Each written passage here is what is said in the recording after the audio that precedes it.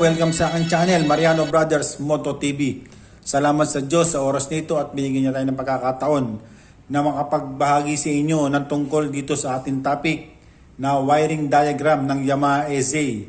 Sa oras nito, ituturo ko sa inyo ang kanyang wiring diagram dito po sa ating Yamaha SZ at ang kanyang color coding.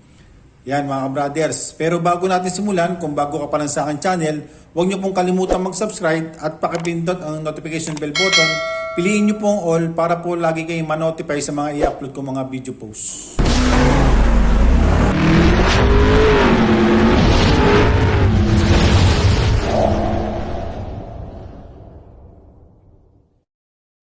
Simulan na po natin ang ating tutorial sa oras nito. Yung ating topic, Yamaha SZ, yung kanyang wiring diagram. Tuturo ko sa inyo yung kanyang color coding ng mga wire at ng connection ng bawat wire. Ngayon mga brothers, magsimula po tayo sa kanyang color coding. Ayan. Dito tayo magsimula sa regulator. Ang regulator po ay may 4 na wire. 2 white, 1 red at saka 1 black. Sa pulser naman po, may 2 wire, 1 white at saka 1 red. Sa CDI unit niya, meron siyang 9 na wire. Meron siyang white na may stripe na blue, mayroon po siyang white, may black na may stripe na blue, may brown, may light green, may blue, may yellow, may black, may orange. Dito naman po sa ignition coil, meron siyang orange at meron siyang black. Sa battery po, meron siyang 2 wire na nakakonect, isang kulay black at saka isang kulay red. Dito naman po sa ignition switch, meron siyang kulay brown at saka may kulay red. At dito po sa dashboard niya, yung kanyang RPM, meron siyang white na mayroong stripe na blue. Yan po ang color coding ng wiring diagram ng Yamaha SZ. Ngayon, magsimula na po tayo sa bawat pag-connect ng bawat wiring. Magsimula po tayo dito sa battery. Ito pong battery, automatic siya, meron siyang naka-body ground. Yung kanyang negative, meron siyang naka-body ground. Ngayon, bukod dyan mga brothers, meron siyang tumatakbong isang wire na kulay black, yung kanyang ground. Tatakbo po yung wire na yun na kulay black dito po sa regulator na kulay black din po ang kanyang wire. Pag connecta po natin mga brothers,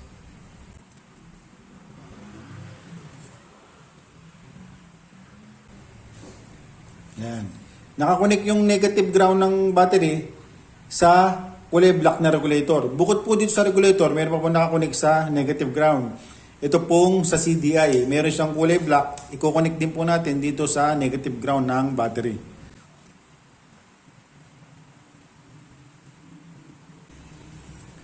Bukod po dyan mga brothers, ito pong ignition coil, yung kanyang isang wire, yung kulay black, nakakonect din po sa negative ground ng ating battery. Yan, nakakonect na po yung 3 wire dito po sa negative ground ng ating battery. Ngayon, isunod natin itong ating kulay red na positive wire. Ito pong kulay red na wire na to sa positive ng battery, bago sa tumakbo ng regulator at ng ignition switch, dadaan muna sa ng fuse. Pagdaan niya ng fuse, tatakbo po siya ng regulator, yung kulay red.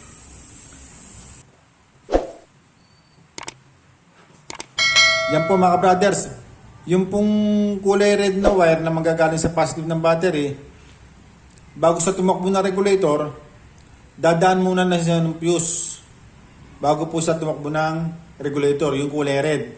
Bukod po sa regulator, yung pong ignition switch, nakakonect din po sa positive ng ating battery. Yan po mga brothers. Ngayon, dito po sa ignition switch, yung kulay red, yung kanyang positive na 12 volts na gagaling sa battery. Pagkadaan po niya na ignition switch, yung kulay brown, yun po ang magiging accessory wire niya, yung kulay brown. Yung kulay brown na yun, i-connect natin dito sa CDI. Dito po sa CDI, meron po isang wire na kulay brown, yun po ang nakakonect sa ignition switch.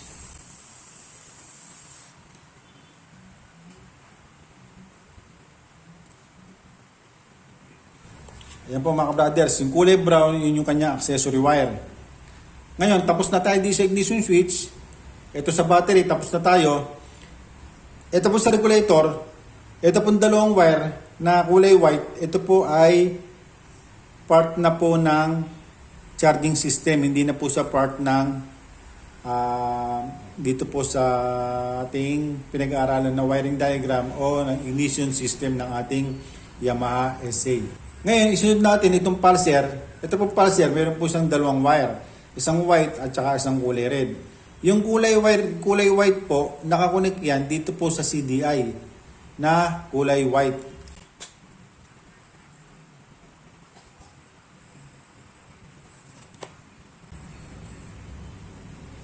Yan po. Ngayon, yung isa pong pulser, yung kulay red, nakakonek din po yan sa CDI. Pagdating po ng CDI, nagbabago na po siya ng kulay. Hindi na po sa kulay red. Kulay black po siya na may stripe na blue.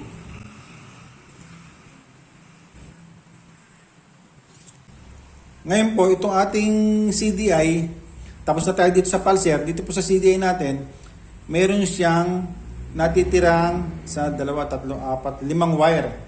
Ngayon, dito tayo magsimula dito sa kulay orange. Ito po, nakakonect dito po sa ignition coil na kulay orange din po ang kanyang wire.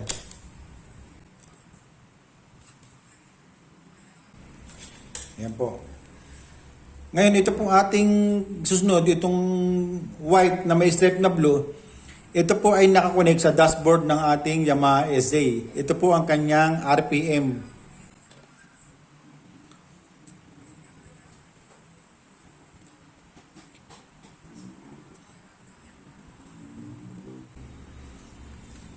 Ayan po, yung white niya na may stripe na blue, nakakonect po yun sa dashboard, yung kanyang RPM. Ngayon ay susunod natin itong ating light green. Ito pong light green, mga brothers, nakakonect po ito sa neutral light sensor ng ating Yamaha SA.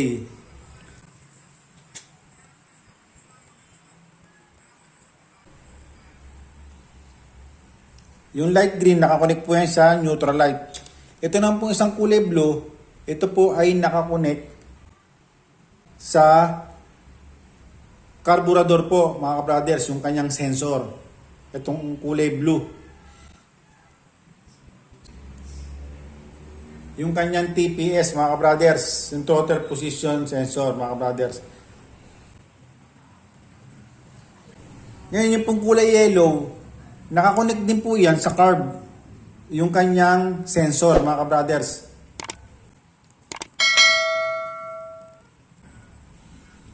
Yung blue at saka yung yellow, nakakonect po yan sa carburetor, yung kanyang TPS, yung kanyang sensor, mga brothers. Yung throttle position sensor, mga brothers.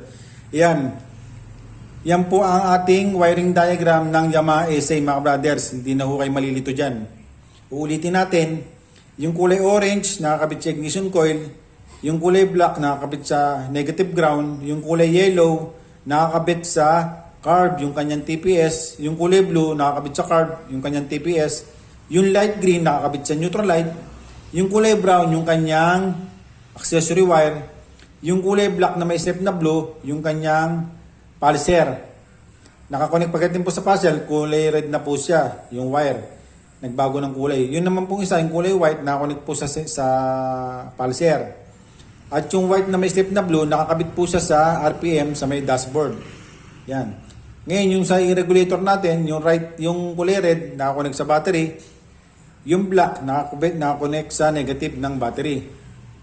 Yan po mga brothers. Yan, ganyan lang po ang ating wiring diagram ng Yamaha SA, mga brothers.